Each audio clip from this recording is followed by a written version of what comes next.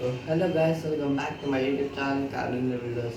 In this video we are going to work on our new build which is Honda City.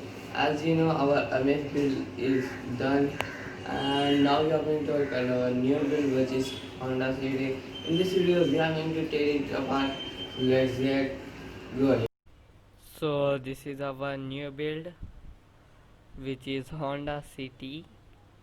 From the front nothing is damaged except the bonnet and bumper. In the engine bay is clean, nothing is damaged in the engine bay, and windshield and the roof definitely both are gone.